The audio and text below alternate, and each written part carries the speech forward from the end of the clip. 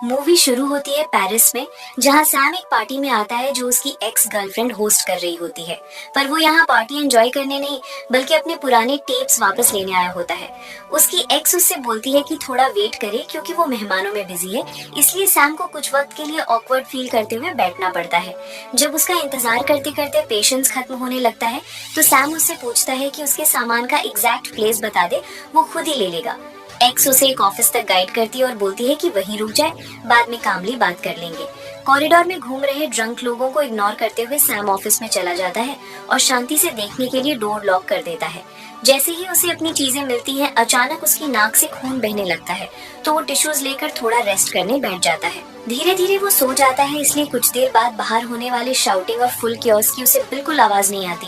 अगली सुबह जब सैम उठता है और निकलने के लिए सामान उठाता है, तो डोर खुलते ही वो शॉक में आ जाता है, क्योंकि पूरा घर बिगड़ चुका होता है और हर जगह खून होता है।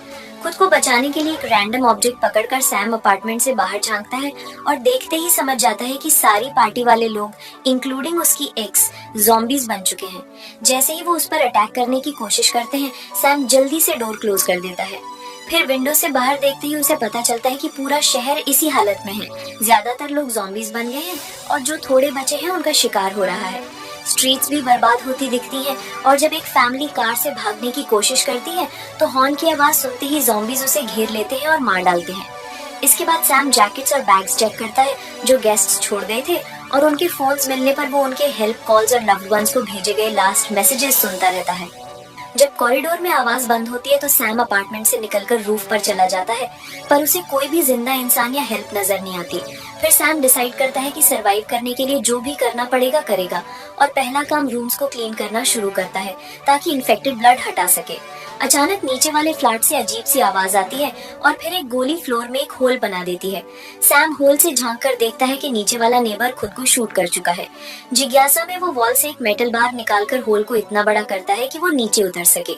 ओल्ड मैन को ब्लैंकेट से कवर करके वो दूसरे बॉडी चेक करता है और समझता है कि पहली आवाज उस आदमी की अपनी इन्फेक्टेड वाइफ को शूट करने की थी, और फिर गिल्ट से वो खुद को मार लेता है।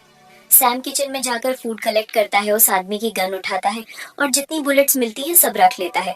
कॉरिडोर ज़ॉम्बी से फ्री हो तो वो बाहर निकलकर नीचे की तरफ जाता है, हर डोर को क्लोज करता हुआ।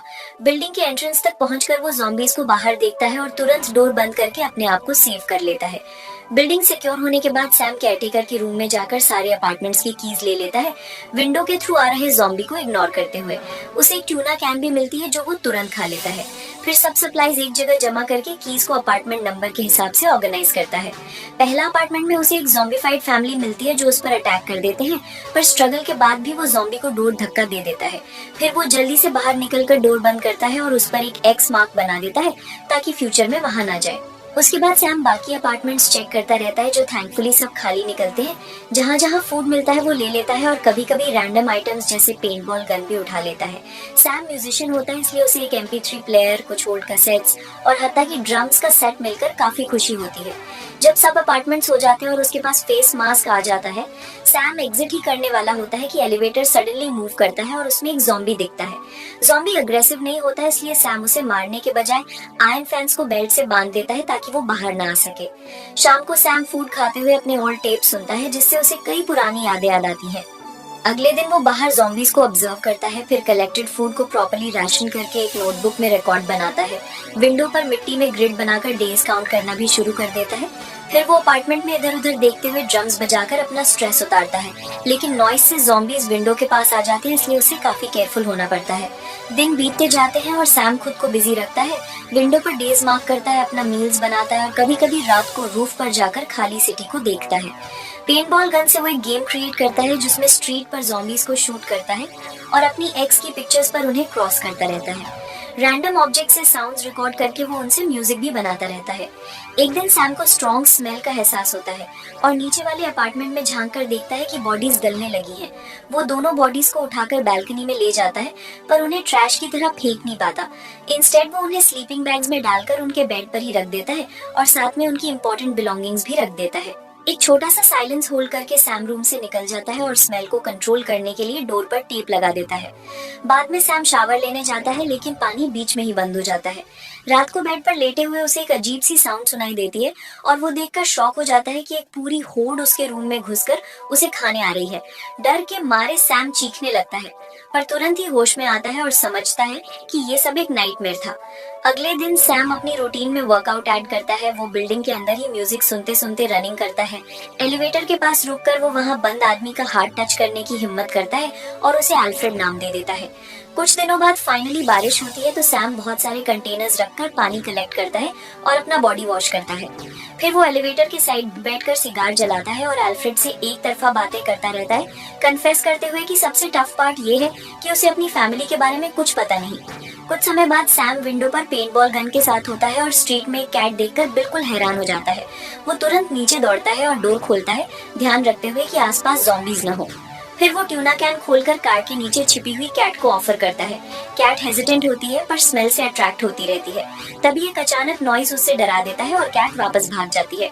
परेशान सैम अपना वेपन साइड में रख देता है और डोर खुला छोड़कर चुपचाप कैट ढूंढने लगता है। वो कार्स के पीछे रहता है पर एक ज़ॉम्बी फिर भी उसे देख लेता है। सैम तुरंत एक व्हीकल में घुसकर विंडो से ज़ॉम्बी को किक मार देता है पर फटाफट ही दूसरा ज़ॉम्बी भी आ जाता है।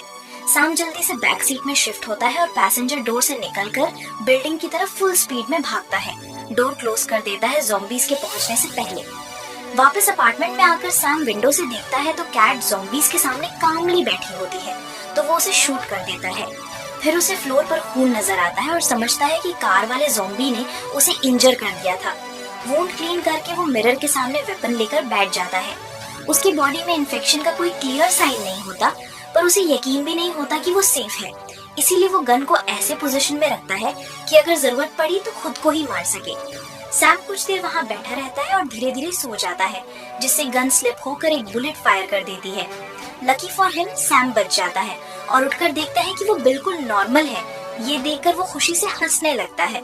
कुछ समय बाद जब सैम प्लांट्स का ध्यान रख रहा होता है उसे एक वेग सी आवाज सुनाई देती है पर कोई रिप्लाई नहीं आता। विंडो से झांकने पर उसे सामने वाली बिल्डिंग में एक इंसान दिखता है पर वो समझ नहीं पाता कि वो ज़ॉम्बी है या लिविंग ह्यूमन। रूफ पर जाकर वो क्लियरर व्यू लेने की कोशिश करता है पर कोई लाइफ का साइन नहीं मिलता। मौसम ठंडा होने लगा है तो सैम वापस आकर पिल्लोस का एक छोटा सा फोर्ट बनाता है और पानी गर्म करने के लिए फायर जलाता है।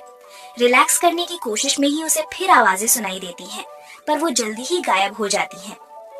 कुछ दिनों बाद फूड कम होने लगता है तो सैम एक बैग लेकर सप्लाईज ढूंढने बाहर जाने का सोचता है पर ये सिर्फ उसका इमेजिनेशन होता है क्योंकि लास्ट मोमेंट पर वो बाहर जा नहीं पाता। एक्सट्रीम लोनलीनेस में सैम ड्रिंकिंग शुरू करता है और एक दोपहर अल्फ्रेड पर चिल्लाता है बोलते हुए कि उसने दिनों से ज़ॉम्बीज नहीं देखे और अब दोनों ही अकेला रह गए हैं। गुस्से में वो अल्फ्रेड पर ड्रिंक गिरा देता है जिससे अल्फ्रेड का दरवाजा जोर जोर से शेक होने लगता है और सैम और ज्यादा फ्रस्ट्रेटेड होकर चिल्लाने लगता है। गुस्से में बॉटल वॉल पर फेंक देता है और भागकर अपार्टमेंट में वापस आ जाता है। लोनलीनेस बर्दाश्त ना कर पाने की वजह से सैम फिर ड्रम्स बजाना शुरू करता है जिसका नॉइज ज़ॉम्बीज को अट्रैक्ट करता है। बाहर सारे ज़ॉम्बीज विंडो के पास जम जाते हैं और सैम उन पर चीखता रहता है। कुछ देर बाद सैम अल्फ्रेड से माफी मांगता है अपनी सारी गलतियों के लिए। कुछ समय बाद जब सैम अपने लास्ट बचे हुए फूड को राशन कर रहा होता है और अपने पुराने टेप सुन रहा होता है, फैमिली की वॉइसेस सुनकर वो इतना इमोशनल हो जाता है कि टेबल से सारी चीजें हटाकर नीचे गिरा देता है। शाम को उसे एक नॉइज सुनाई देता है और इस बार बिना सोचे समझे वो दरवाजे पर फायर कर देता है। होल में झांकने पर वो टूट जाता है क्योंकि वो एक नॉर्मल औरत थी, ज़ॉम्बी नहीं। सैम उसे उठाकर बेड पर रखता है, उसके जख्म ट्रीट करता है और बुलेट निकालते हुए उसे प्लीज स्टे कहकर विनती करता रहता है। रूम से निकलकर उसे उस औरत का बैग मिलता है जिसमें एक रोप और हुक होता है।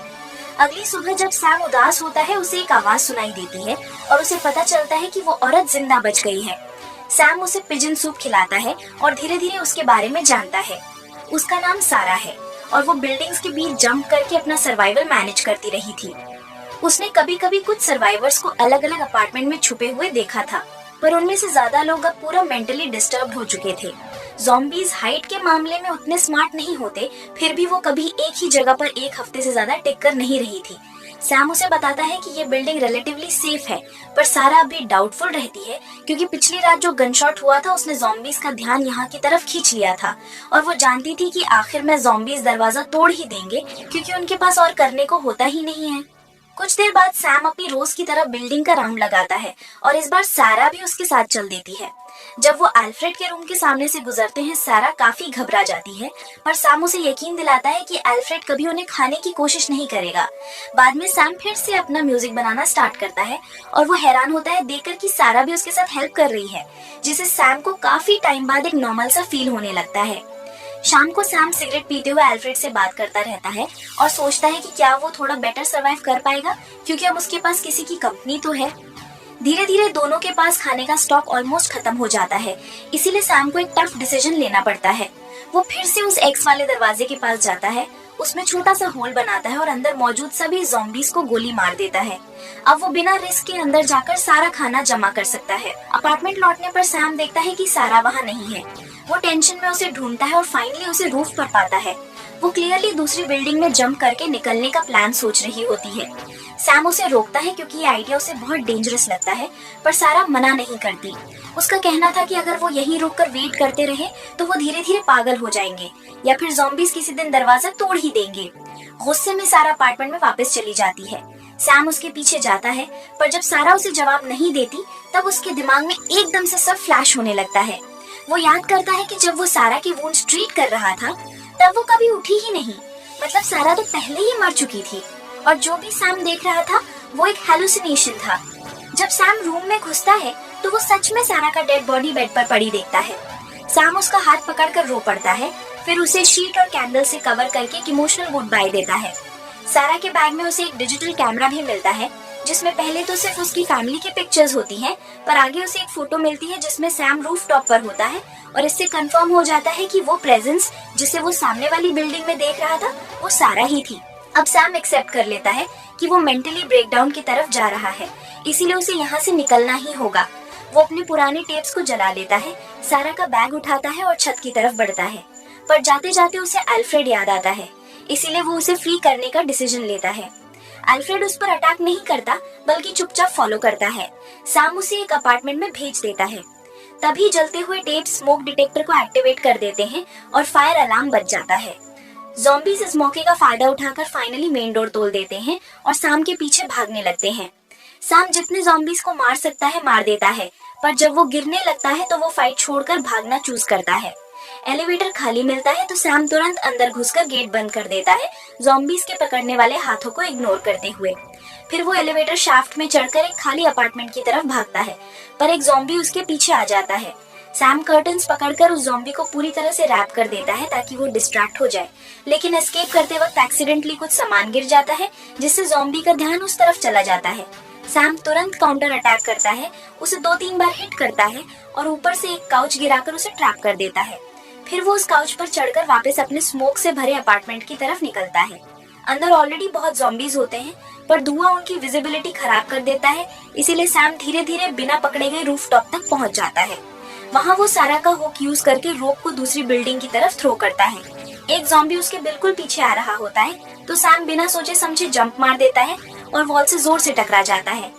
कुछ सेकंड्स बाद वो होश में आता है और रिलीफ फील करता है कि वो बच गया, पर एक ज़ॉम्बी विंडो पर आ जाता है, इसीलिए सैम और ऊपर रूफ की तरफ चढ़कर सिटी को देखता रहता है। दूर कहीं से कुछ आवाजें सुनाई देती हैं जिससे उसमें एक नई उम्मीद जागती है कि शायद ही किसी सर्वाइवर की वॉइस हो। तो दोस्तों, इसी के साथ ये ज़ॉम्बी मूवी यहीं खत्म होती है। अगर आपको वीडियो पसंद आई हो तो चैनल से जुड़े रहिए, और जो लोग और ज़ॉम्बी मूवीज की स्टोरीज देखना चाहते हैं वो हमारे चैनल की चैनल पेज पर जाकर बाकी सारी एक्सप्लेन वीडियोस भी देख सकते हैं।